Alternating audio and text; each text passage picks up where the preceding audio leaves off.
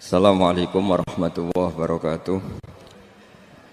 Bismillahirrahmanirrahim. Nahmaduka ya ghafuru ya syakuru. Masalli wa sallim barik ala sayyidina maulana Muhammadin wa ala alihi wa sahbihi aswa'in nama ba'du. Kita tidak bosan-bosan cerita ini karena ini khazanah kita. Di kitab Nailul Ma'mul itu, di kitab Usul Fiqih, saya berkali-kali cerita ini karena ini untuk menunjukkan bahwa Quran itu liqaumi ya'qilun, liqaumi yatafakkarun. Ada seorang kiai, seorang ustadz, kiai dulu itu emang orang soleh, alim terus jadi kiai. Kalau kiai sekarang tuh macam-macam, nganggur terus ingin jadi kiai, terus daftar gitu. Ada lowongan di yayasan, masuk ingin jadi ustadz, karena dengar ada gajinya. Dulu tuh udah ada seperti itu udah. Makanya dulu tuh kalau ustadz kiai pasti soleh karena dia alim terus ingin orang lain tuh mendapat ilmunya. Kalau sekarang nggak ada yayasan sehat, guru gajinya sekian. Yang nggak ingin jadi ustadz tuh daftar. Karena ada gaji. Apalagi ada kabar, ada gaji, ada mes, ada... Wah, yang daftar banyak. Tapi mentalnya ada kiai sebetulnya. Ya kalau sampean tanya itu baik dah Gus. Ya setengah baik. Ya maksudnya setengah baik, ya ada baik. Ngajar itu kan baik. Tapi setengah saja karena motifnya itu nyari gaji, bukan ingin mencerdaskan umatnya Rasulullah SAW. Itu Imam Amudi itu guru matematika. Saya nggak bosan-bosan cerita ini. Guru matematika. Muridnya sampai takut, ini masuk surga ndak? Kiai kok ndak ngajarin istighosa atau tahlil, malah ngajarin apa? Matematika. Beliau meninggal terus muridnya tanya, ma fa'alallahu bik, kira-kira gitu. Apa yang dilakukan Allah? Allah nyambut Anda gimana? Terus kata Imam Amudi, bagus saya disuruh ngajar malaikat. Karena malaikat kan tidak pernah kayak anak bagi gini ngaji gini. Malaikat itu tidak pernah ngaji, dia iman saja karena tahu surga, tahu neraka terus iman gitu aja. Jadi imannya malaikat itu nggak keren kita. Imannya loh ya. Loh itu yang ngendikan Nabi loh, tidak saya. Nabi pernah tanya sama sahabat, iman yang paling keren siapa? Jawabannya sahabat malaikat. Ya enggak, karuan malaikat iman. Dia yang tahu surga neraka, tahu segalanya, masa ada imannya? Pasti iman lah katanya. Terus ya para sahabat engkau iman ya wajar kan menangi saya, nemuin saya. Yang hebat itu orang-orang yang tidak melihat saya, tidak saya didik tapi tetap iman. Karena dididik akal, ya tadi dididik Quran, apa dididik Quran. Sama siapa? Teks bahasa Arabnya masa enggak? Terus Imam Amudi kata Allah, suruh dia ngajarin para malaikat cara menemukan saya. Malaikat dikumpulin terus Imam Amudi disuruh ngajar. Sama singkat kata-katanya Allah di mimpi itu. Istadilla ala wahdaniyati. Bihadrati malaikati. Tolong ajarkan cara menemukan saya padahal Anda ini manusia yang tidak melihat saya. Anda di Jakarta kan lihatnya gedung-gedung. Paling jadi khayal terus nikmat lah Anda ikut punya tapi ikut nikmati. Orang desa-desa kalau ke Jakarta itu pokrol. Wah di Jakarta itu gedungnya tinggi-tinggi, tidak kayak kampung sini. Lu udah ikut punya, ikut bangga.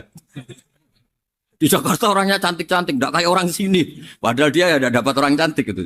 Jadi Allah itu saking pinternya, miskin-miskin ya bisa berkhayal dan bahagia. Nah, itu alhamdulillah betul. Akhirnya itu apa ini anak-anak begini saya tak niati ngajar standar anak-anak akademik. Terus pertama yang diajarkan hanya bilang gini, sama siapa teknya? Ya malaikat wahi para malaikat. Terus beliau bilang, nisbatus naini wassalasah ila malanihayatalahu nisbatul far'i ilal asli. Angka itu jumlahnya berapapun, 2, 3 sampai triliunan. Semuanya itu nisbatul far'i ilal asli. Binisbat ilal wahid, nisbatul far'i ilal asli. Angka 2 ya cabangnya 1, 3 ya cabangnya 1, 1 triliun ya cabangnya 1. Tetap yang asal usul adalah angka 1.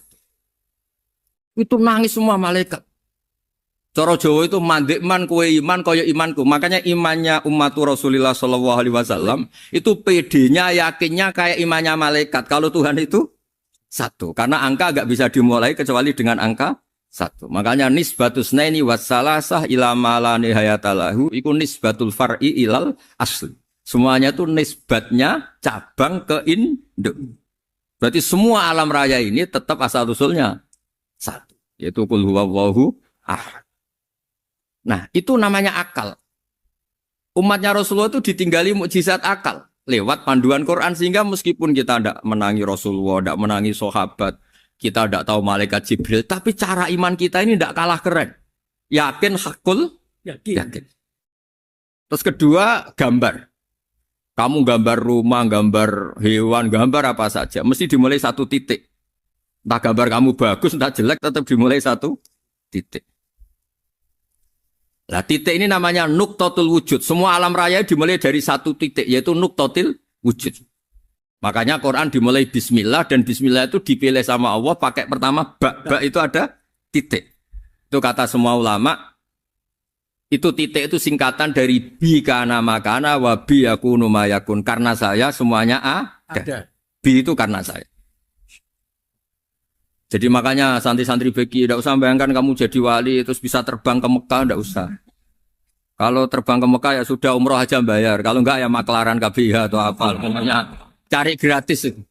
Ya gratis kan ya. Dapat orang 10 gratis. Satu. Terus orang enggak umroh-umroh dirayu-rayu supaya umroh. Repot. Itu pelanggaran fikih itu. Kalau orang punya utang itu wajibnya nyaur utang dulu gitu. Wah repot. Saya itu juga sering bingung di kampung-kampung. Gus sama umroh. Kenapa? Dapat gratisan. Minta uang saja buat nyaur utang. Enggak boleh. Wah, secara fikih yang wajib itu nyaur utang bukan umroh. Enggak boleh Gus diminta uang, enggak boleh, harus umroh. Udah gitu saya ini bingung Gus mau umroh. Enggak nikmati. Kenapa?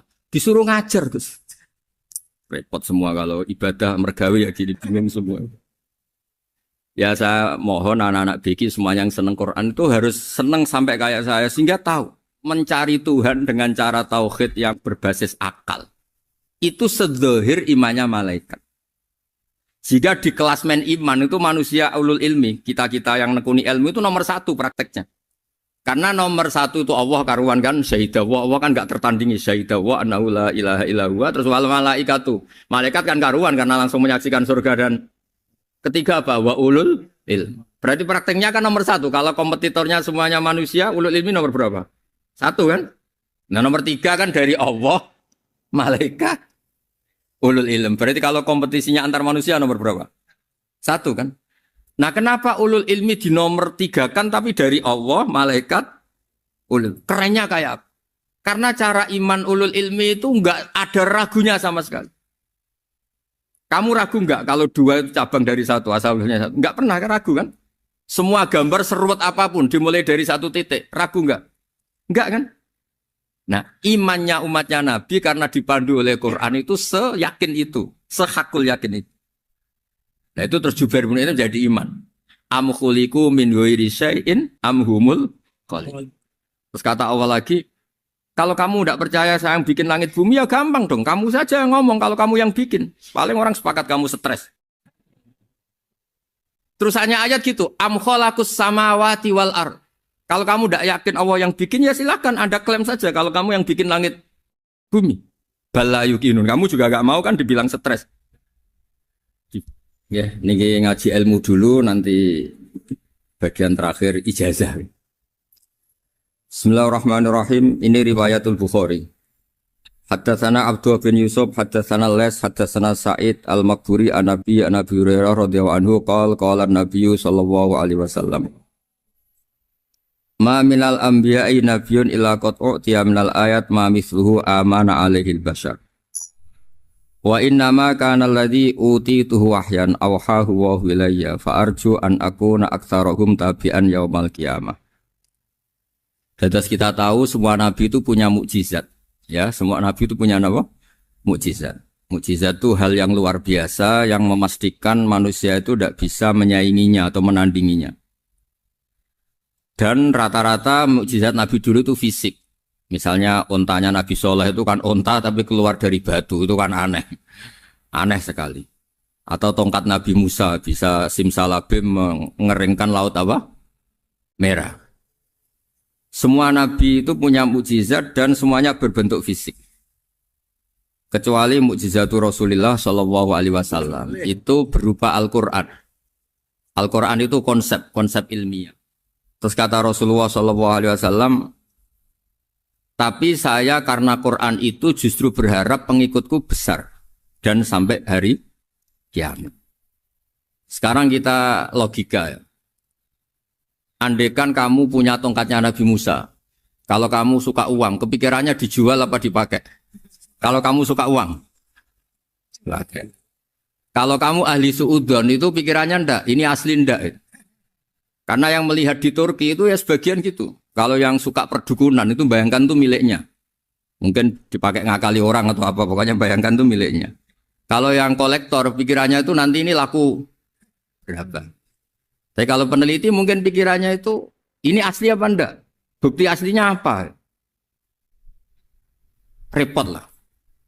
Lagi pula kalau kamu punya utang terus mau apa? Istri kamu marah mau apa? Kalau pakai tongkat.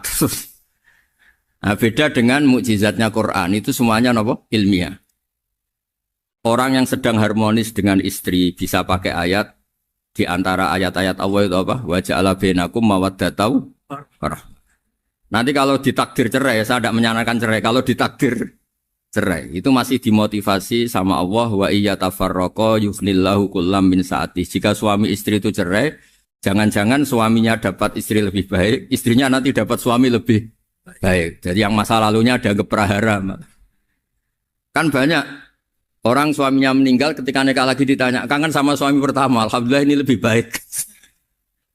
Padahal suaminya yang meninggal itu berharap istrinya ini kangen, ternyata dia sudah syukur dapat suami yang lebih baik. Jadi Quran itu menunggui kita ila yaumil qiyamah.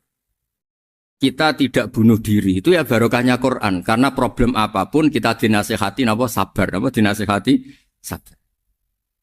Kan nggak mungkin kamu pegang tongkatnya Nabi Musa, punya masalah apa saja ngelihat tongkat, bisa apa tongkat. Tapi kalau Quran kan nasihat, solusi. Makanya Nabi berharap dengan Quran ini, saya berharap pengaruh saya, pengikut saya terbanyak ila yaumil qiyamah.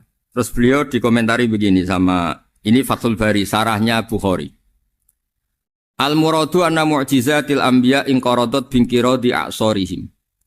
Falam yushahidha illa man hadaraha. Problem mukjizat nabi-nabi dulu itu kan fisik. Sehingga yang tahu kalau Nabi Soleh punya unta yang ajaib, itu yang tahu ya hanya yang hadir saat itu. Yang tahu kalau tongkat Nabi Musa bertuah, itu juga yang tahu hanya yang hadir saat itu. Selebihnya tahu tongkat ya di museum. Tapi kalau Quran menjadi solusi, menjadi panduan, menjadi pegangan itu ila yaumil qiyamah. Kita beri contoh ya Quran panduan yang paling gampang misalnya begini. Dulu ini cerita ya. Dulu itu ada orang kafir cerdas namanya Jubair bin Mut'im.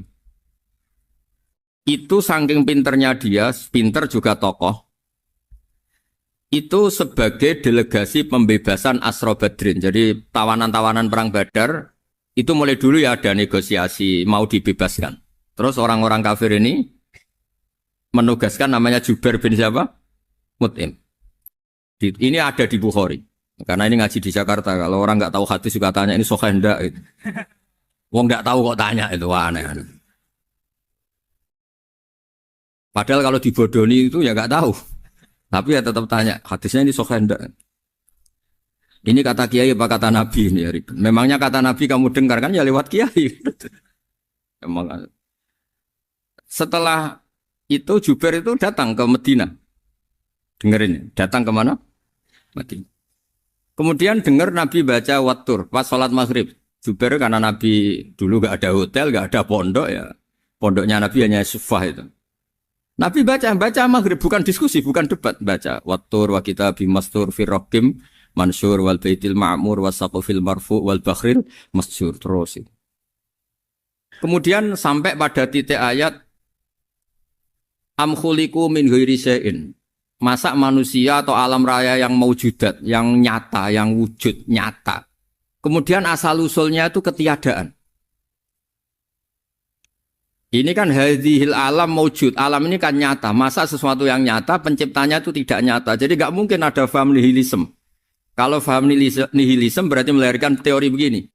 Al-adamu yakhluqu maujudan. Sesuatu yang tidak ada, menciptakan yang... Itu kan akal nggak bisa nerima. Kalau sesuatu ini ada, penciptanya pasti ada.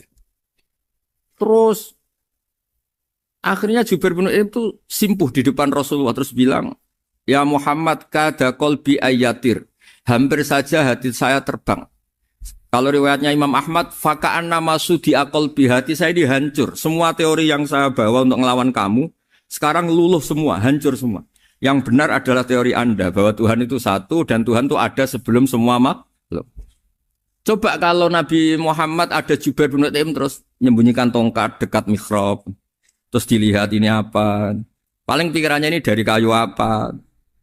Terus yang bentuk tongkat itu tukang pemahatnya siapa? Kok kurang keren kalau di Blitur gimana ya? Kan malah panjang. Kira-kira kalau mukjizat itu dari tongkat itu malah panjang. Panjang lah pokoknya panjang. Lagi pula kamu coba kan nggak ngarah mandi, itu yang mandi kan nabinya bukan tongkatnya. Coba tongkatnya Nabi Musa coba anak-anak beki itu. Dipakai mukul kucing aja tidak mesti mati itu. Jadi nggak jelas mukjizat-mukjizat seperti itu nggak. Tapi kalau Quran menunggui sampai saking hebatnya Quran, teori rasionalitas kampanye di mana-mana. Tingkat validitas, tingkat kebenaran Quran itu bahkan bisa diuji tanpa membuktikan. Tanpa apa? Cukup pakai akal. Ya terus saya teruskan. Fala yamurru terus al-murad anna mu'jizatil anbiya in qaradat binqidari a'sam wa mu'jizatul Qur'an mustamirratun ila yaumil qiyamah. Wa kharquhu lil adat fi uslubihi wa balaghatihi wa ikhbarihi bil maghibat. Terus kata ini yang ngarang Fathul Bari sarahnya Imam Bukhari. Fala yamurru asrun minal a'sar illa wa yadharu fihi syai'un mimma akhbaru bi annahu sayakun yadullu ala sihhati da'wahu. Wa hadza aqwal muhtamilat. Wa takmiluhu fil ladzi ba'da wa qilani ya anal al makna anal mukjizat al madiyah kanat khissiyatan tusyahadu bil absar kana qoti soleh wa asa Musa. Mukjizatnya nabi-nabi dulu itu hanya penyembuh, hanya pelengkap, hanya nuruti keinginan mata. Seperti dahsyatnya apa? Laut Merah diseblak apa dipukul sama tongkatnya Nabi siapa? Itu semuanya itu hanya memanjakan mata. Urusan mata. Terus wow itu. Tapi kalau mukjizatnya Nabi Muhammad itu berdasar akal. Maksudnya berdasar akal nih dengerin ya. Dengerin betul. Ketika Laut Merah terus tersibak kan wow itu keren kan. Terus kita bilang menyimpulkan wah kita tidak akan mampu. Itu bodoh sekali kesimpulan kita tidak akan mampu. Meskipun bikin nyamuk Anda juga tidak mampu. Loh untuk memutuskan tidak mampu saja kok sampai pertunjukan seperti itu tuh laopo cek goblok gitu. Nah kalau kita karena umat yang pinter untuk memaksa kita nggak mampu, Allah bilang Inna wa la yastahi ayadriba mathalam ma ba'ud. Kita melihat nyamuk langsung berkesimpulan tidak mampu. Saya berkali-kali cerita nyamuk itu sudah kecil, masih punya urat, uratnya kayak apa? Masih punya kuman, kumannya seberapa? Ya enggak? Nyamuk itu kecil, punya organ tubuhnya punya urat. Itu kalau kamu pinter, antara tongkatnya Nabi Musa menyibak Laut Merah sama nyamuk itu sama-sama berkesimpulan melahirkan satu faham bahwa kita tidak mampu. Loh, untuk memaksa tidak mampu saja kok menuju pertunjukan ada onta keluar dari batu. Nakotu soleh, ada tongkat yang bisa mengeringkan laut. Cik goblok ya. Lah kita alhamdulillah ada jenis goblok yang seperti ini. Untuk ikrar bahwa Allah itu hebat ala kulli syai'in cukup lihat nyamuk. Kagum kan? Sudah tidak usah bikin hidup. Saya berkali-kali mencontohkan. Para pemahat tak suruh bikin patung gajah itu mampu. Tak suruh bikin patung nyamuk kalau bisa. Nyari materi dari apa? Gampang mana bikin patung gajah sama patung nyamuk? Gajah, makanya Allah bikinnya contoh itu untuk ijaz itu pakai nyamuk bukan pakai. Itu kalau ustadz-ustadz yang agak jorok malah contohnya nyamuk Gus. Itu kecil. Itu kayak apa? Di dalamnya dia hamil. Itu anaknya kecil lagi, telurnya kecil lagi itu gimana itu cara bikin itu?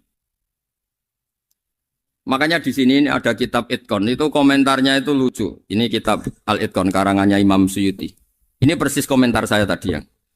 Kata Imam Suyuti, pengarang kitab Itqan, wa ya imma khissiyah wa imma akliyah. Jadi mukjizat itu ada yang fisik, bisa dilihat indra, panca indra, bisa dilihat akal.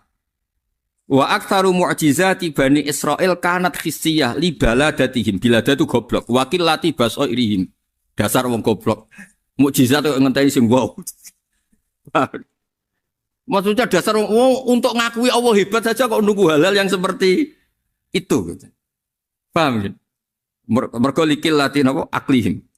Wa aksaru mu'jizati hadil ummah akliyatun li farati dzakaihim wa kamali afwahihim. Dan mukjizatnya umat ini semuanya berdasar akal karena sudah cerdas.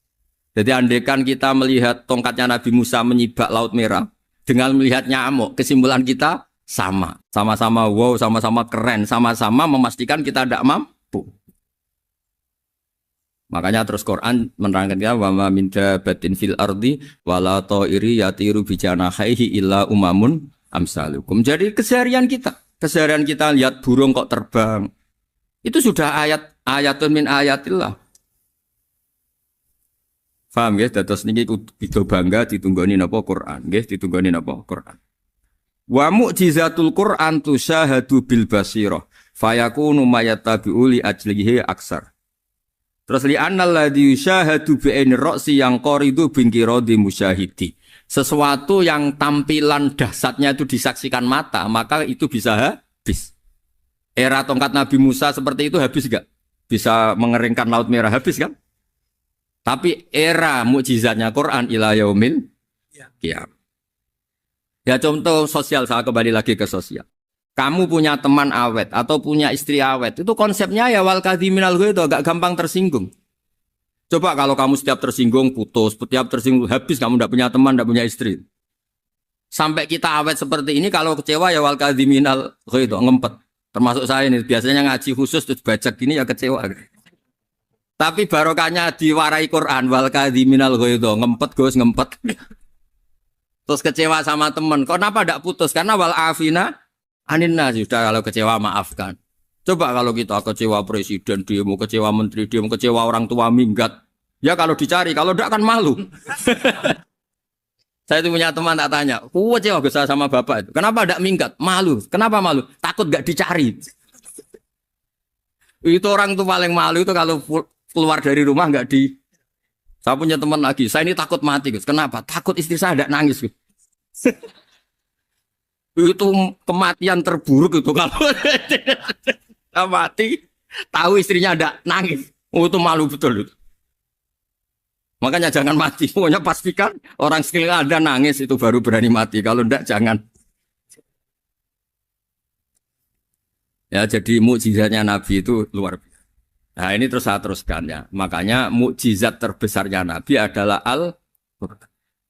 Karena Al-Quran itu cerita tentang hukum-hukum akal, cerita tentang logika-logika peradaban. Misalnya logika peradaban, contoh paling gampang. Di Quran itu ada sekian ayat yang Allah cerita peradaban. Misalnya wa ahsinu innallaha yuhibbul muhsinin. Itu dikutip, terus kemudian disimpulkan dalam peradaban. Kata Sayyidina Ali karramallahu wajhah ngendikannya gampang. Ahsin man syi'ta takun amira.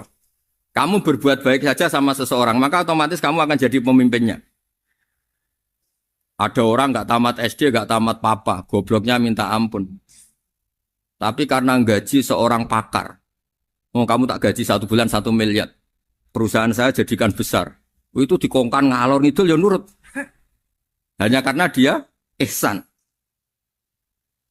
Terus wastaghni amman syi'ta takun nadhira. Saya ulang lagi. Wastaghni amman syi'ta takun nadhira. Dan kamu jangan butuh orang lain, siapapun dia, maka kamu akan setara. Misalnya ada menteri orang antri mau salim, tapi kamu tidak butuh kan tenang saja. Tapi kalau kamu butuh, habis kamu.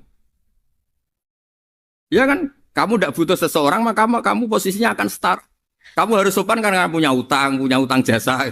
Kalau nggak punya apa-apa kan setar. Ya enggak? Misalnya kamu jajar rektor atau jajar menteri, jajar apa saja. Kalau kamu tidak punya utang kan, kamu jajar menteri tidak punya utang. Sama jajar satpam tapi punya utang, takut mana?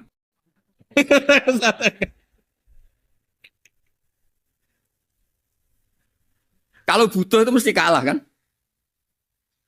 Ada pejabat misalnya nggak begitu cantik sama perempuan cantik yang kamu butuh ingin dicintai, takut mak. Padahal nggak jelas orang ini pangkatnya apa.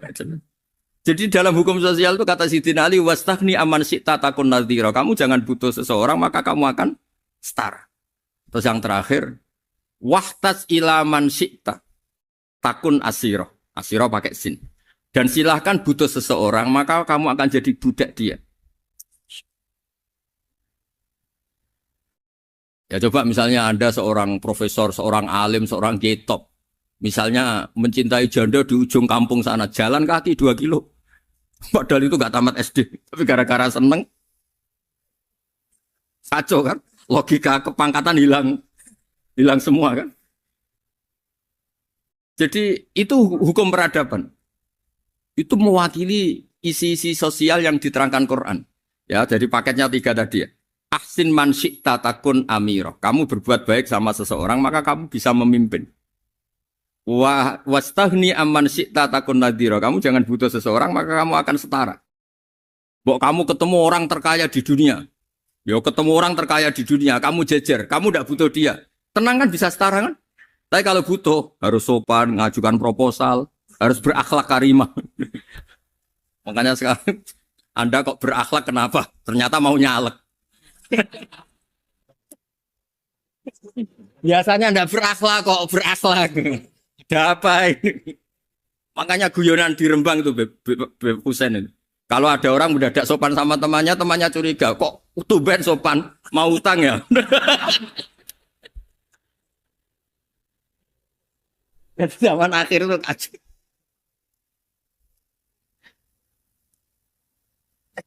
Ya di semua daerah gitu ya sama Pak Rektor ya.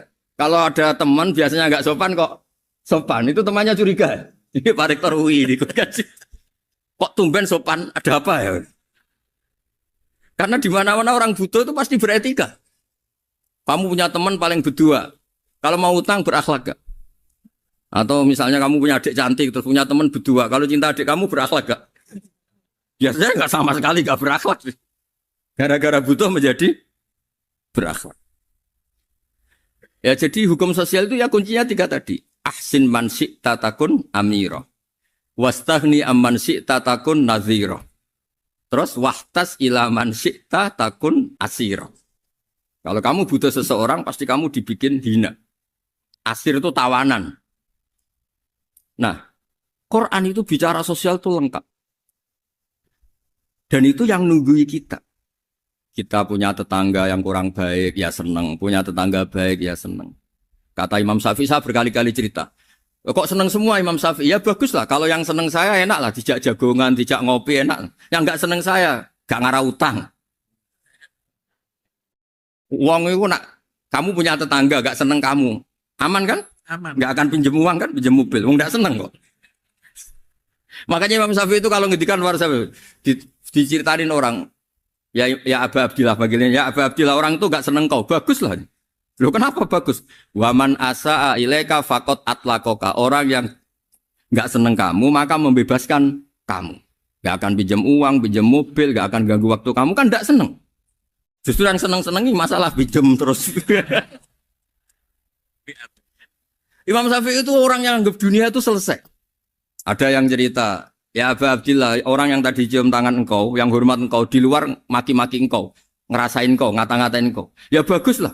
Kok bagus gimana? Berarti saya wibawa, depan saya tidak berani. Berarti saya wibawa, di depan saya tidak berani. Berarti itu makomnya sudah kulillah, sumadarhum fi khawdihim, yal'abun, sudah dunia itu selesai, sudah agak penting semua. Nah itu kalau kamu anak-anak beki ahli Quran, sudah ayatnya kulillah, sumadarhum fi khawdihim, yal'abun, sudah lihat Allah saja agak penting, makhluk-makhluk itu. Dah makhluk semua agak penting, sepenting Allah. Nah, kita ini ditunggoni mukjizat seperti itu. Bayangkan misalnya kita ditunggoni tongkatnya Nabi Musa. Saya ngajar di sini terus ini tongkat. Terus nanti yang tanya, Gus itu kayu apa, Gus? Nanti yang kolektor tanya itu harganya berapa, Gus? Ruwet apa? Terus yang ahli suudon itu asli gak, Gus? Wah. Yang ahli suudon kan mesti tanyanya gitu, itu asli enggak, Gus? Repot-repot pokoknya. Tapi kalau Quran kan jelas.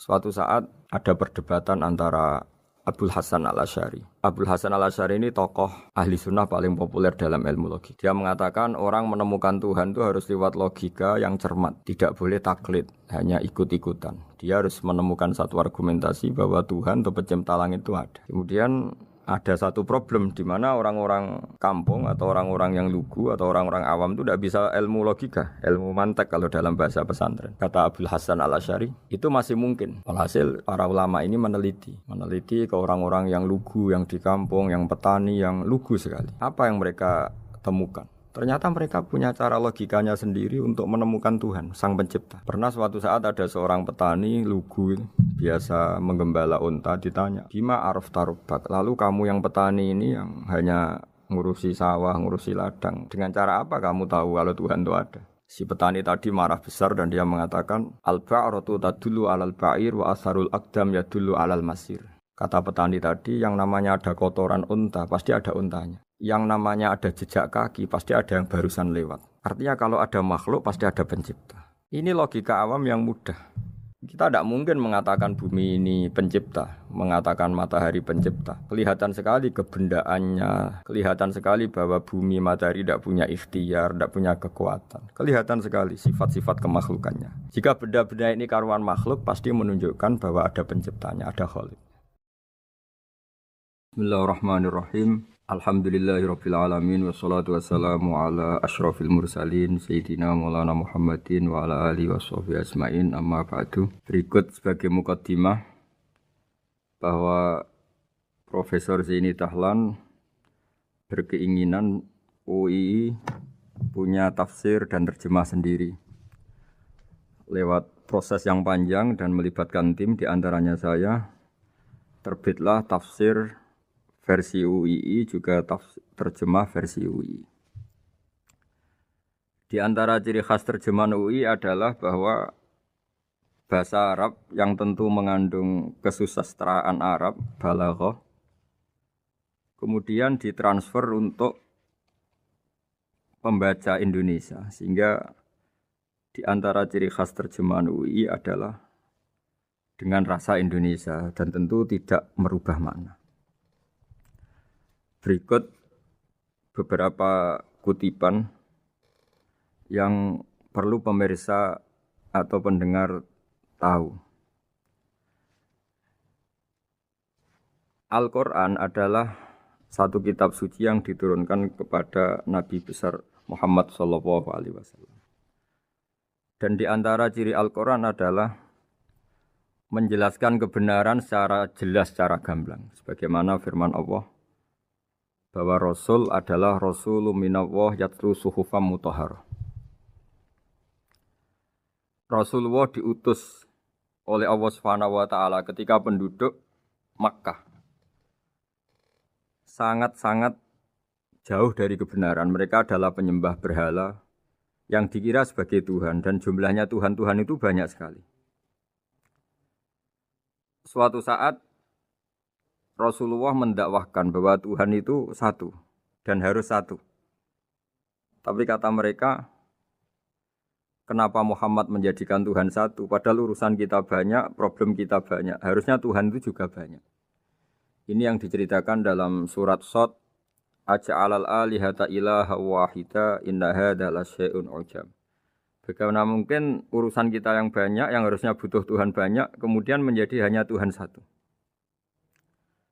Lalu Rasulullah dengan sabar, dengan telaten memberi penjelasan.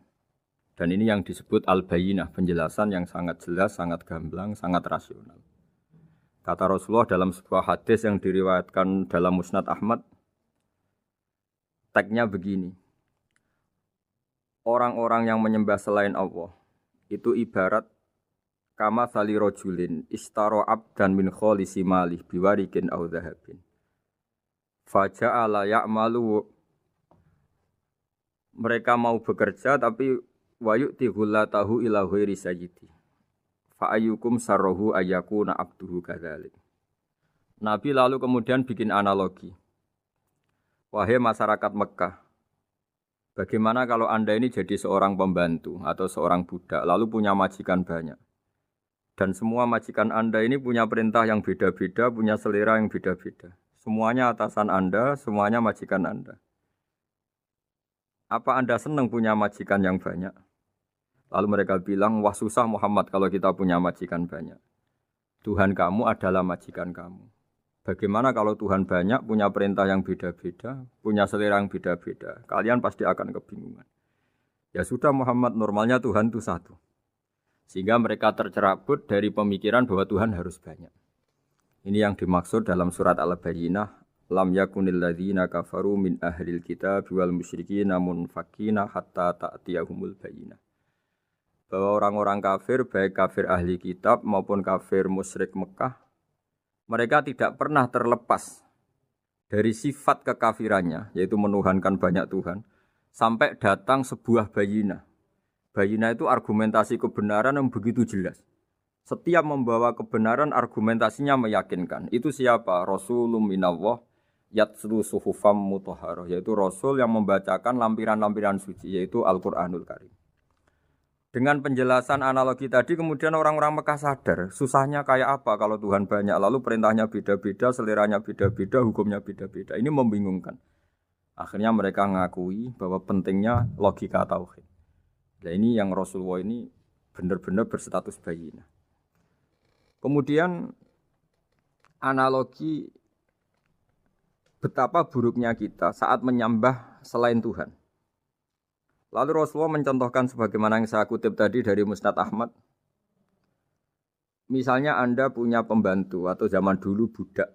Anda beli dari harta kamu, dari uang kamu. Kemudian budak ini kerja. Yang ngasih makan kamu, yang fasilitasi kamu, toko milik kamu, semua milik kamu. Kemudian dia kerja dan hasil dari kerjanya dia dikasihkan ke orang lain. Kamu senang tidak punya budak yang seperti itu, kata Rasulullah. Wah kita semua tidak senang Muhammad. Sama seperti itu. Kamu adalah bisa makan rezeki dari Allah. Kamu nempat di buminya Allah. Kamu minum dari air yang dibikin Allah. Kemudian Anda menyembah selain Allah. Itu aneh apa enggak? Menyembah zat yang tidak memberi rezeki kamu, yang tidak bikin bumi untuk kamu, yang tidak bikin langit untuk kamu, yang tidak bikin fasilitas air untuk kamu. Aneh enggak? Semenjak itu mereka berpikir betapa buruknya mereka menyembah berhala, menyembah arca, menyembah Yesus, menyembah macam-macam. Nah ini yang disebut Rasulullah adalah orang yang benar-benar bayinah. Ketika melontarkan kebenaran, benar-benar jelas sehingga diterima secara akal yang sehat. Karena semua akal yang sehat akan menerima agama ini disebut fitratallahi fatarana salihah. Bahwa agama ini agama fitrah. Orang yang normal, yang cara berpikir normal pasti menerima agama ini. UII dengan terjemahan ini dan dengan tafsir ini ingin memberi penjelasan simbol-simbol yang ada di beberapa surat. Di antara lagi yang di bab muamalat. Betapa Rasulullah itu punya logika yang benar-benar mudah diterima. Dulu orang Arab dalam bab muamalat jual beli biasa menjual kurma. Masih kecil, masih belum jelas jadi kurma yang baik apa enggak. Kalau istilah orang Jawa masih pentil ini. Kalau bahasa Arab qobla buduwi solahiha. Calon buahnya itu belum pasti jadi buah. Kemudian masih bunga, masih apa sudah dijual. Dengan transaksi, asumsi, harga, andekan sudah jadi kurma. Kalau dalam Jawa mungkin jual mangga sebelum tua, masih pentil, masih kecil. Lalu kata Rasulullah, kamu jangan melakukan itu. Kenapa ya Rasulullah padahal kita butuh uang? Kata Nabi, Ara'aitum in mana Allahu as-samra fa bima yastakhillu ahadukum mala akhi. Bagaimana kalau buah-buah yang masih kecil itu kemudian berguguran karena satu musim atau karena apa? Lalu kamu mendapat uang itu atas nama apa? Yang dikatakan tijarah adalah muawadhah. Pembeli dapat barang, kamu dapat uang. Lalu kalau barang yang ada enggak menjadi buah yang baik, Anda menerima uang itu atas nama apa? Rasulullah secara haru, secara mengingatkan nurani kita dengan redaksi fabima yastahillu ahadukum mala akhi. Lalu kamu mendapat uang saudara kamu atas nama apa? Kalau atas nama buah, mereka belum mendapat buah.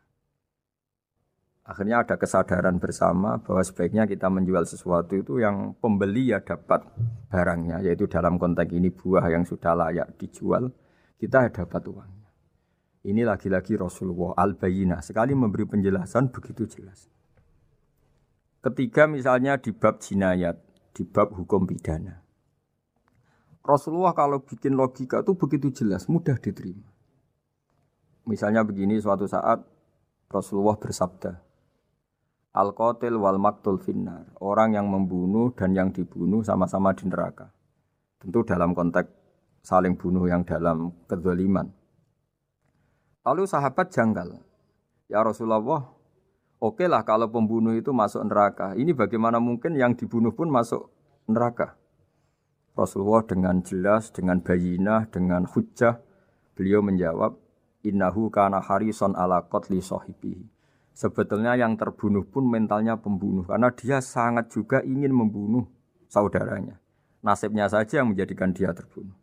Hanya sahabat tahu, oh ya ternyata maktul dalam konteks duel adalah mentalnya qatil juga. Sehingga karena mentalnya qatil dia tetap di neraka. Meskipun prakteknya dia menjadi maktul yang terbunuh. Nah ini yang dimaksud oleh Allah. Bahwa Rasulullah ini bisa menghilangkan tradisi kemusyrikan. Bisa menjungkir balikkan, menghancurkan kemusyrikan karena Rasulullah bisa menjelaskan secara detail hatta ta'tiyahumul bayyinah. Bayyinah adalah Rasulun minallah yatslu suhufam mutahharah. Jadi ini yang insyaallah sebagai kajian kita bahwa kita butuh sekian penjelasan untuk mengenang dan membuktikan bahwa Rasulullah adalah benar-benar al-bayyinah. Dari sekian contoh tadi, pendengar bisa tahu betapa agama ini mudah diterima oleh akal. Sehingga di beberapa ayat disebut agama ini liqaumi ya'qilun, liqaumi yatafakkarun. Agama ini bagi kaum yang bisa berpikir. Agama ini bagi kaum yang mau berangan-angan. Dulu untuk menghilangkan kemusyrikan dengan logika kafir Mekah bahwa urusan kita banyak, harus Tuhan banyak. Itu panjang sekali. Di antaranya ada ayat yang spesifik tentang itu. Daraballahu mathalan rajulan fihi syuraka mutasyakisuna wa rajulan salamal lirajul. Hal yastawiyani masalah. Allah membuat satu perumpamaan yaitu di surat Daraballahu mathalan rajulan fihi syuraka di surat Zumar ayat 29. Allah membuat satu perumpamaan bagaimana andaikan Anda jadi seorang pembantu atau asisten. Lalu Anda punya majikan banyak yang seleranya beda-beda. Kemudian dibanding misalnya Anda jadi pembantu dengan satu majikan yang akhlaknya baik, komitmennya baik. Anda milih mana? Lalu orang-orang kafir Mekah menjawab, Muhammad tentu kita milih punya majikan satu yang baik. Kalau majikannya banyak kita jadi repot. Lalu mereka kata Rasulullah, ya sudah kalau gitu Tuhan kamu satu saja jangan banyak. Kalau banyak jadi repot. Terus mereka baru tersadar bahwa menuhankan Tuhan banyak itu salah dan resikonya lebih banyak. Ini disebut munfakina hatta ta'tiyahumul bayyinah. Mereka orang-orang musyrik enggak mau tercerabut dari akar kemusyrikannya sampai datang al-bayyinah. Sebuah bukti kebenaran yang begitu jelas, begitu nyata. Siapa kebenaran itu? Rasulun minallah yatslu suhufam mutahharah. Yaitu Rasulnya Allah yang membaca lampiran-lampiran suci. Lampiran-lampiran suci ini dalam bahasa Arab diikutkan wazan isim maf'ul disebut mushaf. Makanya kitab suci ini ditulis di sohifah. Kalau dalam bahasa Arab lampiran itu sohifah dijamakkan kata jamaknya suhuf. Kemudian ketika dicetak, dijilid disebut mushaf. Sehingga alhamdulillah UII Universitas Islam Indonesia punya mushaf, punya terjemahan, punya tafsir. Ini diharapkan kita sebagai ulama, sebagai dai, sebagai ustadz bisa warasatul anbiya. Karena kata Rasulullah al-ulama warasatul anbiya. Saya kira demikian supaya pemirsa tahu, pendengar tahu bahwa betapa pentingnya menjelaskan secara bayyinah. Ini penting sekali karena sekarang pikiran di dunia itu macam-macam dan kita butuh energi untuk mengungkap lagi intisari-intisari dari sesuatu yang digulirkan atau dibahas Al-Qur'anul Karim. Sehingga Al-Qur'an ini benar-benar jadi ibrah, jadi teladan bagi kita semua.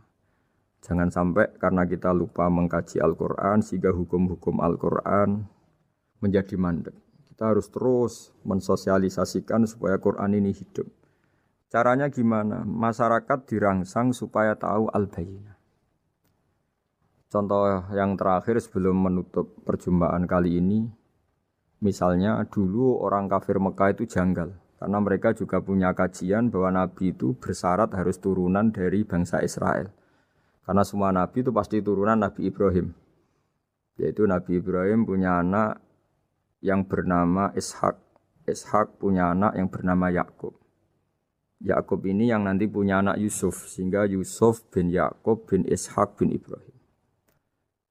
Ketika nabi-nabi ini hidup di Palestina, di Yerusalem, itu kayak jadi aturan bahwa nabi itu harus turunan Bani Israel. Sehingga ketika orang-orang kafir Mekah dari kelompok ahli kitab, ketika Rasulullah Muhammad mendakwahkan diri sebagai nabi, mereka janggal bagaimana mungkin nabi dari orang Arab. Nabi itu harusnya orang Yerusalem atau orang Palestina. Kemudian Allah memberi penjelasan, fihi ayatum bayyinatum maqamu Ibrahim, bahwa Muhammad adalah turunan Ibrahim. Bukti nyata adalah di Mekah ada jejak kakinya Nabi Ibrahim, yaitu yang sekarang kita sebut maqam Ibrahim.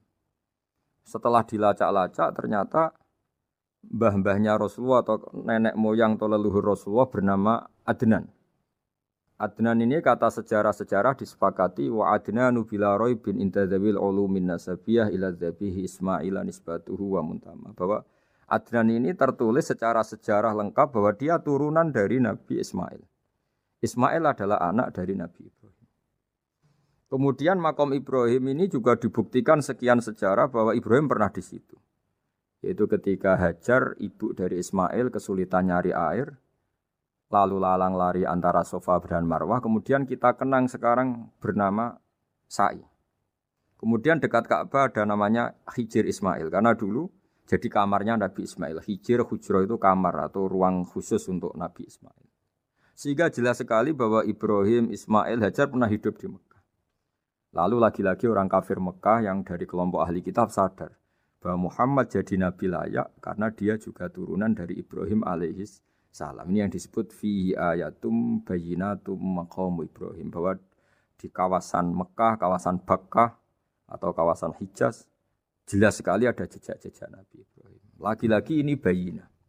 Nah, bayyinah ini yang bisa menghilangkan sifat kemusyrikan, sifat kekufuran. Karena lewat penjelasan yang panjang ini kemudian benar-benar diketahui bahwa Muhammad jadi nabi itu sah. Karena dari segi dakwahnya benar, perilakunya benar, hujahnya benar. Sekarang dari segi nasab juga benar karena beliau termasuk keturunan dari Nabi Ibrahim alaihissalam lewat jalur Ismail. Ini penting kita ketahui dan perlu kita kaji supaya istilah-istilah di Al-Quran kita tahu. Makanya banyak istilah di Al-Quran misalnya wattaba'tu millata abai, kita ngikuti agama leluhur kami. Di situ disebut ada Ibrahim, ada Ishak, ada Ismail, ada Yakub. Kenapa demikian pendengar? Bahwa karena agama ini butuh tradisi. Dan tradisi ini menjadi komunitas sosial. Sehingga ketika tradisi ini sudah mantap, insya Allah lewat kebenaran agama ini akan menyingkirkan kemusyrikan. Contoh paling mudah begini, Nabi itu melarang orang menyembah batu. Tapi kemudian dalam tradisi Islam sendiri ada orang sholat kemudian sujud. Yang secara zahir sujud itu mencium batu atau mencium masjid tempat kita sujud. Apalagi kita mencium Hajar Aswad. Secara kasat mata seakan-akan kita ini menghormati betul Hajar Aswad. Sehingga orang kafir mencibir. Muhammad itu aneh. Dia melarang kita menyembah batu tapi dia sendiri mencium Hajar Aswad seperti itu. Dia sendiri menyembah batu. Orang kalau sujud seakan-akan seperti itu. Tapi lewat penjelasan Nabi bahwa kita sujud hanya kepada Allah. Kita kalau sujud baca sajadah wajhililladzi khalaqahu wa sawwarahu wa syaqqa sam'ahu wa basarahu bihaulihi wa quwwati fatabarakallahu ahsanul khaliqin. Wajah kami sujud kepada zat yang menciptakan wajah kami, yang mengasihi kita pendengaran, yang mengasihi kita pandangan. Hanya Allah saja yang ahsanul khaliqin, hanya Allah saja zat yang paling baik dalam penciptaan. Ini penting sekali saya katakan bahwa sehingga sujud kita yang seperti itu adalah simbol tawadhu. Tidak ada kaitannya dengan kita ini menyembah batu. Sehingga kita tradisikan ke anak-anak saat sujud baca subhana rabbiyal a'la wa bihamdi. Kita ajarkan mereka bahwa semua selain Allah adalah ciptaan Allah. Jadi andai kan nggak ada tradisi tauhid yang dijelaskan begitu detail. Saat kita haji bilang labbaik Allahumma labbaik, labbaik la syarika lak labbaik. Innal hamda wan ni'mata laka wal mulka la syarika lak. Ya. Setiap kita haji mengitari Hajar Aswad kita bilang nikmat semua dari Allah. Enggak ada syarik bagi Allah, enggak ada mitra bagi Allah, enggak ada sekutu bagi Allah. Sehingga karena ini kita maklumatkan, kita kumandangkan. Meskipun umat Islam itu mencium Ka'bah, mencium Hajar Aswad, enggak akan disalahpahami ini bentuk penuhanan kepada Hajar Aswad atau kepada Ka'bah. Karena kita ungkapkan innal hamda wan ni'mata laka wal mulka la syarika lak. Enggak ada syirik, enggak ada mitra bagi Allah. Sehingga dari sekian talbiyahnya Rasulullah kita tahu ini bentuk pemaklumatan tauhid. Bahwa tauhid harus dikumandangkan lewat kalimat-kalimat thayyibah, lewat pemikiran-pemikiran logika hujjah bahwa Tuhan pasti satu dan yang jadi Tuhan hanya Allah Subhanahu wa taala. Karena andekan ini tidak dikumandangkan, kemudian ada ritual yang secara lahir kasat mata nyium Hajar Aswad.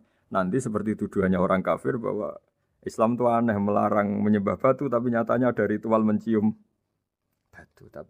Sebab itu tidak menjadi aneh ketika Imam Bukhari termasuk rawi besar, termasuk hadis sahih yang meriwayatkan Sayyidina Umar atau Umar radhiyallahu anhu. Itu setiap mencium Hajar Aswad beliau berkomentar, saya tahu betul kamu hanya batu. La tadurru wa la tanfa. Tidak memberi madarat, tidak memberi manfaat. Kalau saja saya tidak melihat Rasulullah mencium kamu, maka saya tidak mau mencium kamu. Dulu di era itu ada momentumnya. Kenapa sih Umar radhiyallahu anhu atau sahabat Umar susah-susah memberi penjelasan seperti itu? Karena dulu masih ada salah paham bahwa mencium batu itu identik dengan misalnya menuhankan batu atau mendewa-dewakan batu. Sehingga Umar berutuh memberi penjelasan. Sayyidina Umar memberi begitu penjelasan detail bahwa kamu hanya batu yang tidak mandoroti, tidak manfaat. Tapi secara tradisi sunnah Rasul kamu dicium, ya saya ikut. Ini penting sekali penjelasan-penjelasan seperti ini, maklumat-maklumat seperti labbaik Allahumma labbaik, sehingga semua ritual Muslim tidak disangka atau tidak disalahpahami sebagai pemuja materi. Lagi-lagi penjelasan yang detail ini disebut al-bayyinah. Rasulun minallah yatslu suhufam mutahharah. Kemudian ayat berikutnya disebut fiha kutubun qayyimah, bahwa dalam kitab suci Al-Qur'an itu banyak aturan-aturan atau catatan-catatan yang begitu lurus, begitu benar. Tentu karena kita ini orang Indonesia yang kalau mengakses langsung bahasa Arab mungkin kita masalah. Sehingga alhamdulillah Universitas Islam Indonesia menerbitkan seri terjemah juga seri tafsir, dan sekarang dibantu lewat acara ini kita berusaha atau membantu para pendengar untuk lebih memahami lebih jauh. Sahabat Indonesia yang kami hormati, berikut kita mulai kajian tafsir yang dikeluarkan oleh UII. Mari kita mulai dengan surat Al-Baqarah. Bismillahirrahmanirrahim. Alif lam mim. Dzalikal kitabul la raiba fihi hudal lil muttaqin. Di sini diterjemahkan Alif lam mim ini termasuk ayat-ayat yang oleh para ulama dianggap mutasyabihat.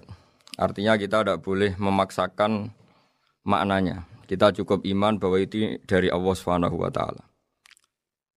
Ini termasuk ayat-ayat yang kita percaya bahwa ada makna yang diinginkan Allah, tapi kita tidak perlu menduga-duga Apa sepersisnya makna itu? Dzalikal kitab la raiba fih, kitab ini tidak ada yang diragukan. Hudal lil muttaqin, petunjuk bagi mereka yang bertakwa. Sahabat Unisia yang kami cintai, yang kami hormati, muttaqin dari kata kerja ittaqa yattaqi ittiqaan. Maknanya adalah menjaga diri. Ada 3 kelas muttaqin dalam terminologi para ulama, istilah yang dikeluarkan para ulama. 1, muttaqin orang yang menghindari perilaku syirik atau perilaku kekafiran. Sehingga menurut para ulama, apapun faseknya seorang mukmin, apapun kelirunya orang mukmin, misalnya pernah mencuri, pernah korupsi, pernah apa saja, masih dianggap mukmin karena dia masih bertauhid la ilaha illallah Muhammadur Rasulullah. Ini muttaqin yang paling kelas pokok, kelas bawah. Kemudian ada muttaqin kelas kedua, yaitu mereka yang menghindari dosa besar tapi tidak bisa menghindari dosa kecil. Misalnya bisa menghindari dosa zina, tapi dia bisa menghindari dosa melihat perempuan yang bukan mahramnya, yang bukan halal bagi dia. Ketiga muttaqin paling ideal yaitu menghindari dosa besar, juga menghindari dosa kecil, bahkan menghindari sesuatu yang tidak penting. Ini yang dalam terminologi ulama disebut para wali atau para ulama, yaitu yang dalam ayat ala inna awliya Allahi la khaufun alaihim wa lahum yahzanun. Ini penting kami jelaskan kelas-kelas muttaqin supaya bahwa mukmin tidak pernah keluar dari status iman meskipun dia pernah melakukan satu kesalahan besar. Karena yang dikatakan mukmin adalah siapapun yang meyakini kebenaran risalah Muhammad. Risalah yang dibawa Muhammad berarti dia mukmin. Soal dia melakukan dosa atau apa saja itu menjadikan dia fasik tapi tidak keluar dari status mukmin. Ini yang dimaksud dalam sebuah hadis, man qala la ilaha illallah dakhalal jannah. Siapapun yang pernah melafadzkan la ilaha illallah iman, maka dia pasti nanti masuk surga. Kemudian ada beberapa pertanyaan dari para sahabat dengan masa lalu orang itu yang macam-macam, Nabi tetap menjawab meskipun dengan masa lalu yang macam-macam.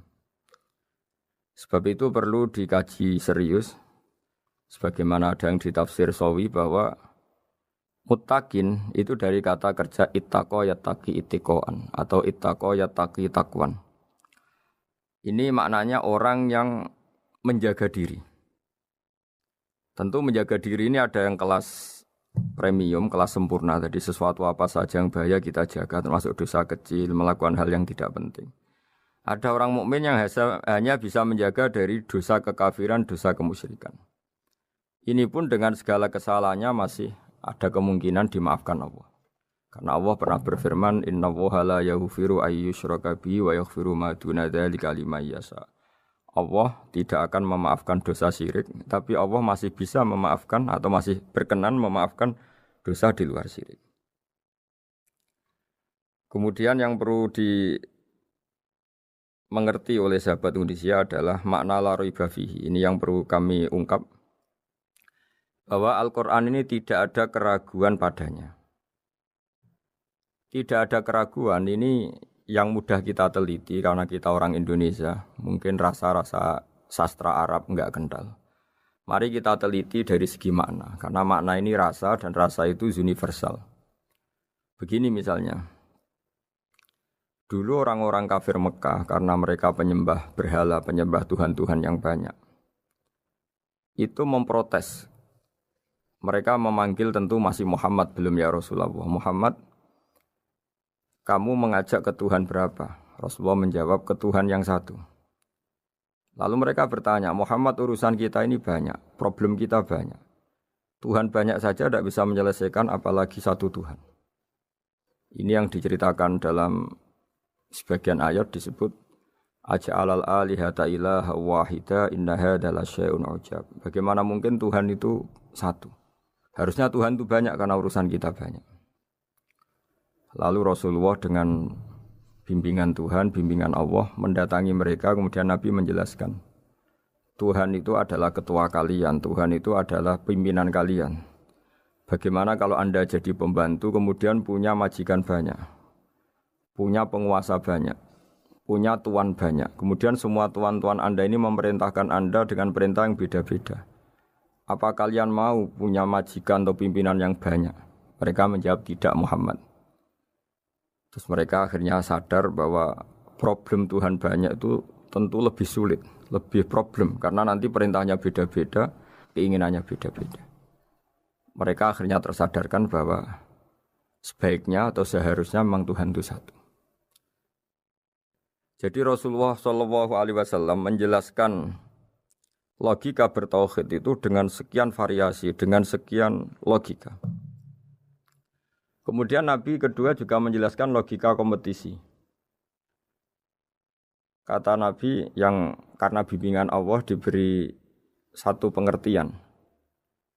Andai kan Tuhan itu 2 atau 3, kemudian berebut dalam tahta aras atau tahta yang di alam raya ini. Sebagaimana lazimnya para penguasa. Maka pasti ada yang menang, ada yang kalah. Dan yang kalah tentu gak layak sebagai Tuhan. Ini yang disebut wala ala ba'duhum ala ba'd. Tentu kalau Tuhan itu banyak, mereka akan berkompetisi, akan bertarung. Dan pasti pemenangnya ya satu, karena memang layak jadi Tuhan tetap satu. Sadarlah bahwa orang-orang kafir Quraisy, orang-orang kafir saat itu sadar pentingnya bertauhid. Ketiga, Nabi juga menjelaskan tauhid secara ilmu logika. Begini para pendengar. Kalau dalam teori ilmu tauhid yang agak jelimet dijelaskan begini. Jika ada 2 Tuhan, maka alam raya ini enggak menjadi alam. Logikanya adalah 2 Tuhan ini bisa kamu katakan sama-sama kuat. Ketika sama-sama kuat kemudian ingin menciptakan langit. Yang satu ingin menciptakan bumi, yang satu menolak menciptakan bumi misalnya. Atau yang satu ingin menciptakan langit, yang satu menolak ingin menciptakan langit. Kemudian ternyata bumi ini terbukti wujud. Logika awam adalah yang berhasil menciptakan bumi berarti Tuhan. Yang gagal atau kudrohnya gagal, kemampuannya gagal tidak bisa menciptakan bumi, gagal menjadi Tuhan. Ini logika awam. Logika ini pun kita terima. Tapi kalau menurut logika ahli tauhid, ahli pakar-pakar logika, cara berpandangan begini.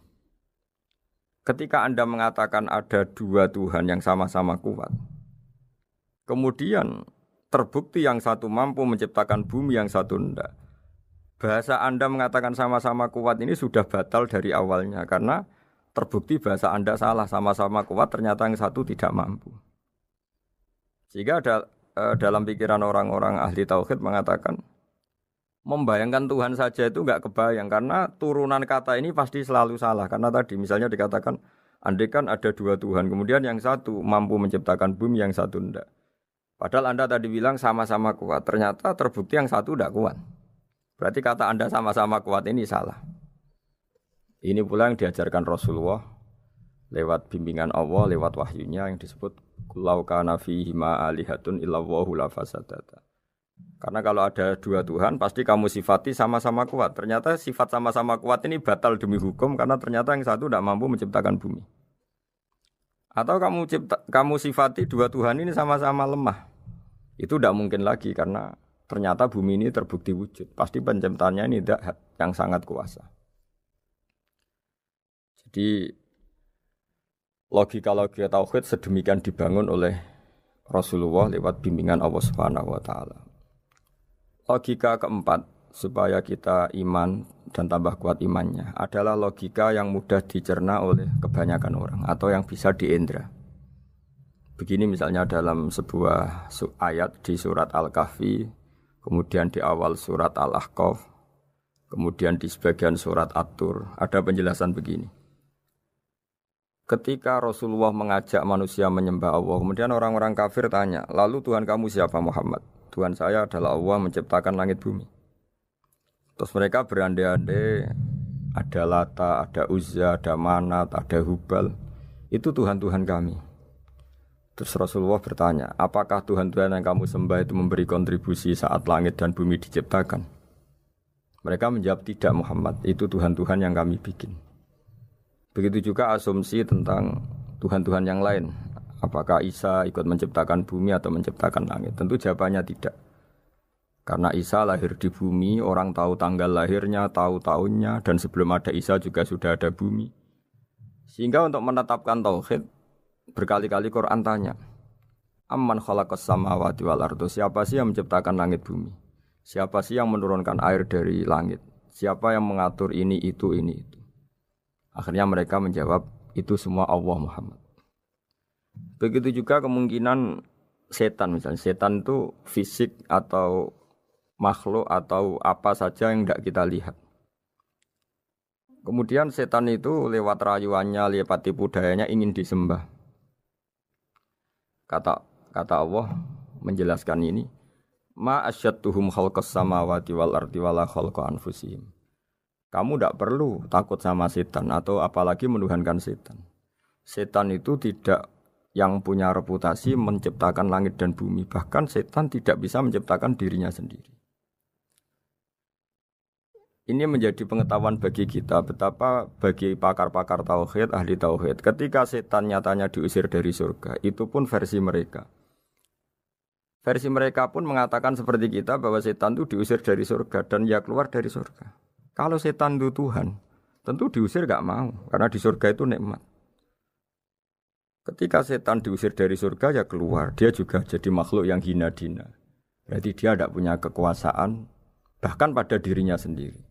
Dipaksa keluar dari surga ya keluar, dipaksa menjadi ahli neraka ya jadi ahli neraka, dipaksa jadi apa saja juga dia akan jadi seperti yang dipaksakan. Ini menunjukkan bahwa setan adalah tahta kudratillah, tahta qahrillah, tahta satwatillah, bahwa setan pun dalam kendali kekuasaan. Makanya Allah mengatakan kamu tidak usah menyembah setan, tidak usah nurut sama setan. Setan itu lemah sekali. Karena faktanya dia tidak bisa memaksakan keinginannya. Ini yang oleh Allah disebut dalam firman-Nya inna kaida syaitani kana dhaifa. Setan itu lemah sekali. Ini perlu saya sampaikan ke para pendengar Unisia bahwa bertauhid itu ada sekian logika. Logika kelima adalah logika orang awam. Awam sekali. Suatu saat ada perdebatan antara Abul Hasan al-Asy'ari. Abul Hasan al-Asy'ari ini tokoh ahli sunnah paling populer dalam ilmu logika. Dia mengatakan orang menemukan Tuhan itu harus lewat logika yang cermat. Tidak boleh taklid, hanya ikut-ikutan. Dia harus menemukan satu argumentasi bahwa Tuhan atau pencipta langit itu ada. Kemudian ada satu problem di mana orang-orang kampung atau orang-orang yang lugu atau orang-orang awam itu tidak bisa ilmu logika, ilmu mantek kalau dalam bahasa pesantren. Kata Abu Mansur, kata Abul Hasan al-Asy'ari, itu masih mungkin. Alhasil para ulama ini meneliti ke orang-orang yang lugu, yang di kampung, yang petani, yang lugu sekali. Apa yang mereka temukan? Ternyata mereka punya cara logikanya sendiri untuk menemukan Tuhan, Sang Pencipta. Pernah suatu saat ada seorang petani lugu, biasa menggembala unta, ditanya, Bima araf tarubak, lalu kamu yang petani ini yang hanya ngurusi sawah, ngurusi ladang, dengan cara apa kamu tahu kalau Tuhan itu ada? Si petani tadi marah besar dan dia mengatakan, Al-ba'ratu tadullu alal ba'ir wa asharul aqdam yadullu alal masir. Kata petani tadi, yang namanya ada kotoran unta, pasti ada untanya. Yang namanya ada jejak kaki, pasti ada yang barusan lewat. Artinya kalau ada makhluk, pasti ada pencipta. Ini logika awam yang mudah. Kita tidak mungkin mengatakan bumi ini pencipta, mengatakan matahari pencipta. Kelihatan sekali kebendaannya, kelihatan sekali bahwa bumi matahari tidak punya ikhtiar, tidak punya kekuatan. Kelihatan sekali sifat-sifat kemakhlukannya. Jika benda-benda ini karuan makhluk, pasti menunjukkan bahwa ada penciptanya, ada khalik. Dalam logika Bedui tadi, si Bedui tadi, kalau ada kotoran sapi, pasti ada sapinya. Meskipun sapinya sudah sekarang nggak terlihat, mungkin sudah jalan kemana. Sama, kalau ada jejak kaki, meskipun orang yang tadi lewat sudah kita nggak tahu, tapi kita pasti tahu, pasti ada yang lewat. Ini yang dimaksud dalam bahasa Arab, al-ba'ratu tadullu alal ba'ir, kalau ada kotoran sapi atau kotoran unta, pasti ada untanya. Wa atharul aqdam yadullu alal masir. Kalau ada jejak orang lewat, pasti tadi ada orang lewat. Nah, semua metode ini digunakan semua oleh Rasulullah. Logika yang bagi intelektual, logika bagi kaum awam, logika bagi kaum menengah. Ya tidak awam, tidak intelektual. Semuanya digunakan. Semuanya jadi media untuk memastikan bahwa logika tauhid ini logika pilihan. Logika yang benar-benar logika. Sehingga dalam banyak ayat disebut agama ini liqaum yaqilun, liqaum yatafakkarun. Bagi kaum yang bisa berpikir, bagi kaum yang punya akal. Lalu kemudian kami teruskan alladzina yu'minuna bil ghaibi. Ini kata ghaibi bukan kayak dalam bahasa Indonesia misalnya setan atau hantu disebut barang gaib. Kata ghaibi dalam bahasa Arab adalah perbandingan atau lawan kata dari al-musyahad yang bisa disaksikan langsung lewat indera. Kita orang mukmin iman bahwa surga ada, padahal kita tidak pernah melihat surga. Kita mukmin iman bahwa neraka ada, padahal kita belum pernah melihat neraka. Ini sesuatu yang maghoba anil absor, yang mata kita tidak melihat, fisik kita tidak menyentuh. Kita pun iman. Asal sesuatu itu mansus ya, dikatakan secara eksplisit oleh Quran dan hadis. Kalau dalam bahasa usul fikih disebut al-mansus. Ciri mukmin diantaranya adalah yang paling pokok alladzina yu'minuna bil ghaibi. Iman dengan sesuatu yang enggak kelihatan.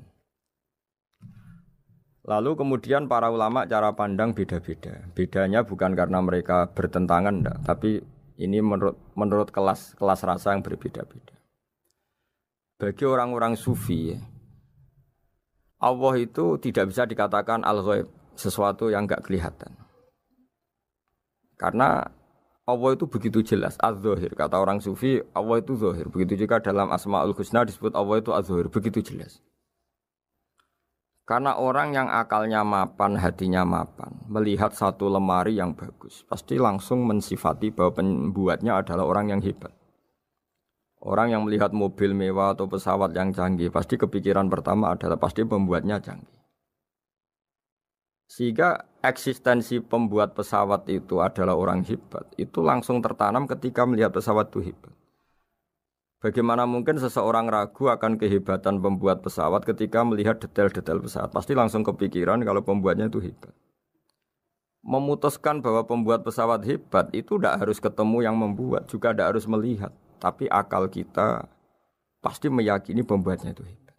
Berarti keputusan menyimpulkan bahwa pembuatnya hebat adalah az-zahir begitu jelas. Begitu juga langit dan bumi, matahari semuanya tertata rapi. Air dengan fungsi manfaat yang sebegitu hebat, oksigen, semua tanaman, buah-buahan. Meskipun kita tidak pernah melihat Tuhan, tapi akal kita, nurani kita pasti berkeyakinan dan tahu betul pasti pembuatnya itu zat yang super hebat, super bijaksana. Sehingga dalam kategori ini Allah tidak bisa dikatakan sesuatu yang enggak tersentuh, yang enggak terjangkau. Allah itu az-zahir begitu jelas. Sehingga di antara Asmaul Husna disebut az-zahir. Sebab itu saya menganjurkan atau saya punya saran bahwa alladzina yu'minuna bil ghaibi itu contoh paling mudah itu kayak surga, kayak neraka. Kalau Allah sendiri itu az-zahir, mudah diketahui. Karena tadi orang yang melihat pesawat canggih pasti saat itu juga berkeyakinan dan itu pasti benar, pasti pembuatnya juga canggih. Nah, di sini disebut alam raya ini ayat, semuanya itu bukti kekuasaan Allah. Dalam syair-syair orang sufi masyhur sekali itu wa fi kulli syai'in lahu ayatun yadullu ala annahul wahidu. Setiap sesuatu kejadian di alam raya adalah bukti keesaan Allah, bukti eksistensi Allah Subhanahu wa taala. Sehingga dalam satu kisah normalnya orang itu paling tahu itu dengan dirinya sendiri. Karena dia adalah dia. Tapi kalau Imam Sibawayh seorang pakar nahwu mengatakan a'raful ma'arif Allah. Di alam raya ini yang paling mudah dikenali itu ya Allah, pencipta. Karena andai kan kita sendirian di hutan, kemudian kita mulai punya akal. Kita mungkin tidak tahu diri kita ini siapa. Tapi setidaknya kita langsung menyimpulkan bahwa kita tidak bisa menciptakan diri kita sendiri.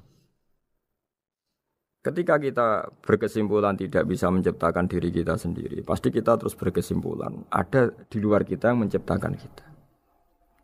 Nah, sebab itu kenapa sifat mencipta ini yang pertama kali dikenalkan oleh Allah kepada nabinya untuk dikenalkan kepada umatnya. Yaitu disebut Iqra bismi rabbikal ladzi khalaq. Muhammad, bacalah dengan nama Tuhanmu. Sifat Tuhan yang paling mudah dikenali oleh siapapun adalah sifat pencipta. Karena ketika seseorang yakin dia lahir sudah ada bumi, dia lahir sudah ada langit, dia pasti akan tahu bahwa dia ada penciptanya. Sehingga paling mudah mensifati Allah atau mensifati Tuhan adalah bismi rabbikal ladzi khalaq.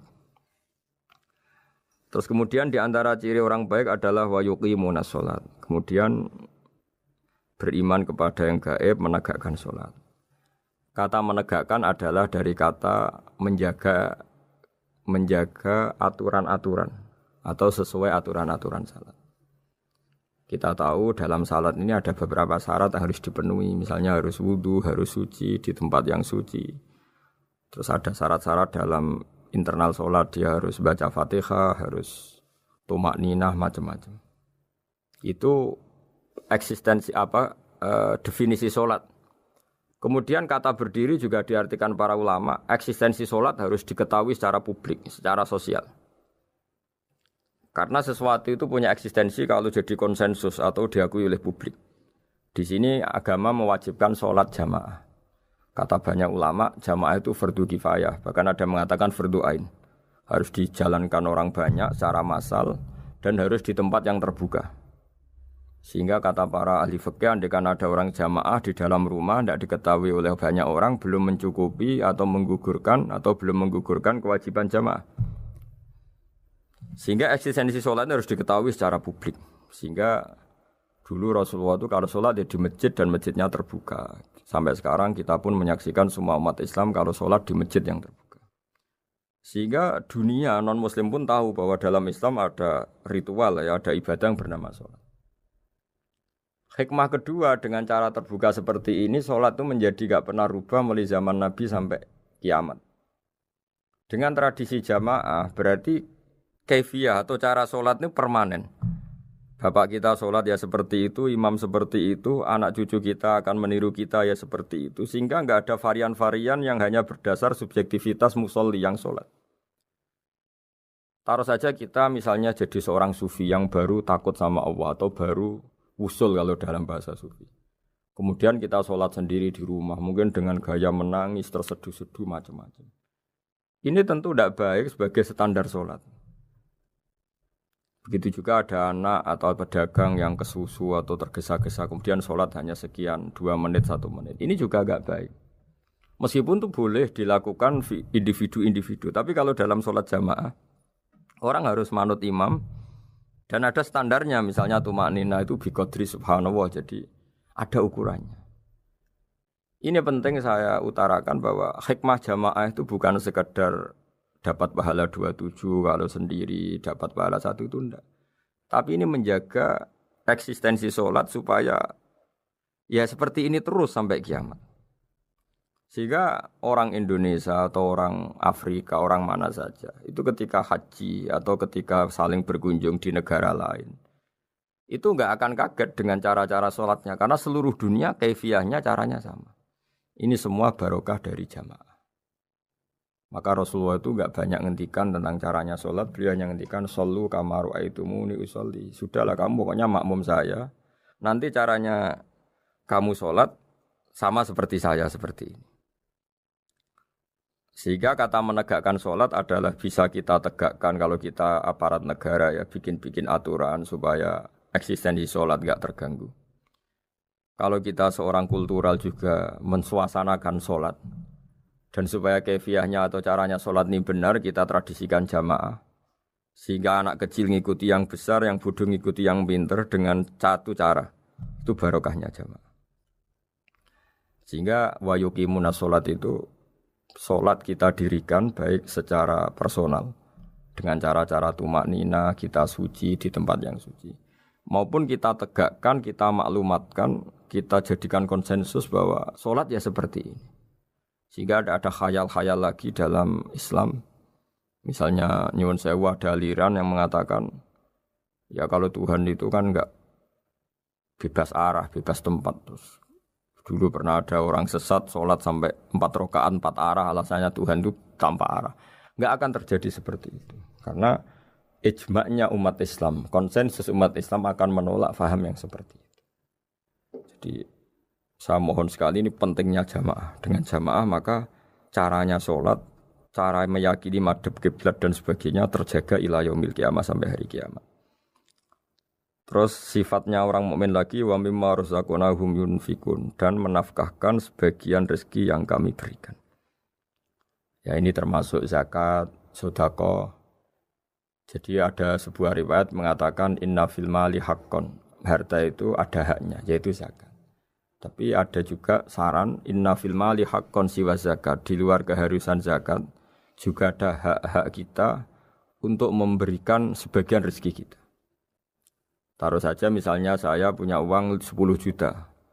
Secara nisab zakat belum sampai 1 nisab. Karena 1 nisab itu sama dengan nilai 84 gram emas.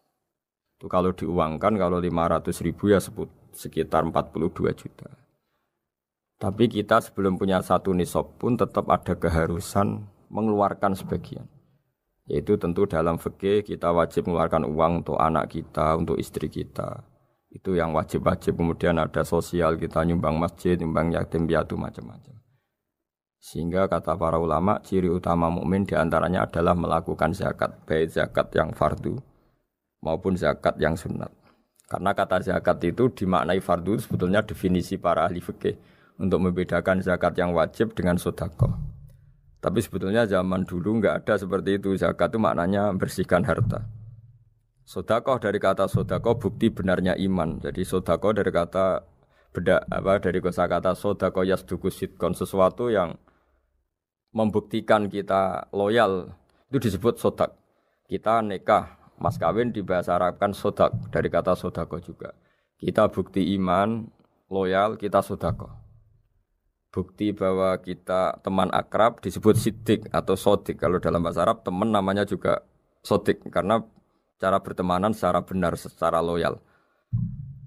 Sehingga wa mimma razaqnahum yunfikun ini ya memasukkan zakat yang dalam terminologi fikih yaitu zakat yang zakat al-wajibah atau zakat yang dengan makna lughat yaitu ya artinya asal membersihkan harta kita entah lewat zakat, sedekah, hadiah kepada orang-orang yang kita hormati, semuanya juga masuk dalam definisi zakat atau wa mimma razaqnahum yunfikun. Kemudian sifat terakhir dari orang muttaqin adalah walladzina yu'minuna bima unzila ilaika wa ma unzila min qablika bil akhirati hum yuqinun ulaika ala hudam mir rabbihim wa ulaika humul muflihun. Di sini diterjemah mereka yang beriman kepada kitab yang kami turunkan kepadamu dan yang diturunkan sebelum kamu.